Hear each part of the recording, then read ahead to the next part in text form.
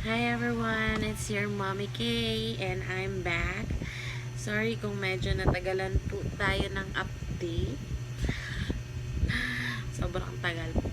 Isang taon din nakalipas sa ata. Sorry, medyo marami pong nangyari sa ating buhay. And yeah, just for an update, I'm still with Cyberbacker. Kala nyo wala na, no? Kaya kasi wala ng video, no? Pero I'm still with Cyberbacker and I love Cyberbacker. So, just a quick update or just a quick recap sa mga nangyari.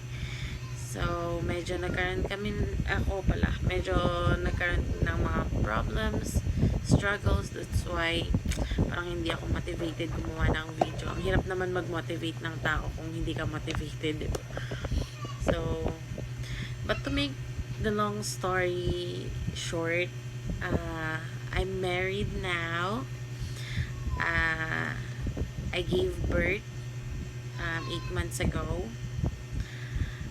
And yeah, I also got married 8 months ago before I gave birth. Then, it's been a roller coaster for the past year talaga, aking buhay.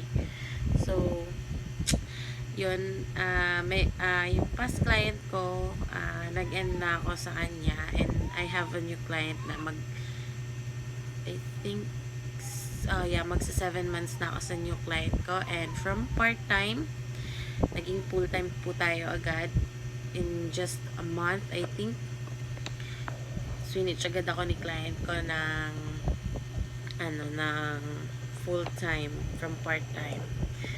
So, sorry. Oops, wait, just give me a second.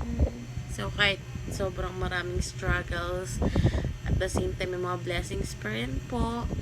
So, ang bago kong pong client is US na. From Canada to US. So, yun, lumipad po tayo from Canada to US. And we're handling not just one state, but 3. At madadagdagan pa po siya soon dahil ang client ko po ay napakasipag. And yun, sobrang dami ko pong natutunan dito sa aking new client and sobrang happy po ako. Ano pa ba? Ano mo masasabi ko? So, yun, ang masabi ko lang ay ang dami ko pong na-receive lately na benefits, perks ni Cyberbacker. Since nung nagpakasal ako, naka-receive ako ng gift from Cyberbacker as a wedding gift po, which is the microwave and oven toaster.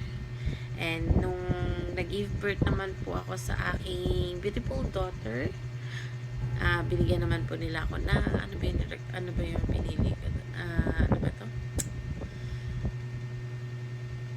yung play mat tsaka carrier and toy for baby po. Yun po yung mga perks po ni Cyberbacker. Then first time ko po maka-receive from company ng mga ganun, diba? Kasi dun sa previous work ko before, nag-give birth din ako nun, wala naman mga ganyan eh.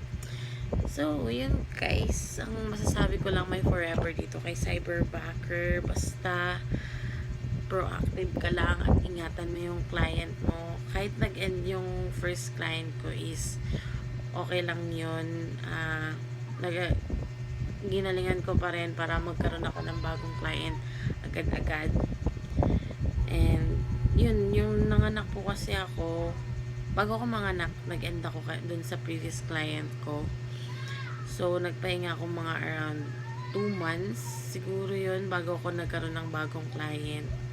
Which is sobrang lucky ko sa client ko dahil sobrang bait, wala akong masabi. And yun, instead sa assistant is direct po ako kay client this time. And yun, wala akong hiya ako magkwento. Hindi, joke lang. Ano ba? Kung may mga gusto po kayong malaman, feel free to comment. I'll do my best sagutin sa next video mga question nyo. And ano pa ba?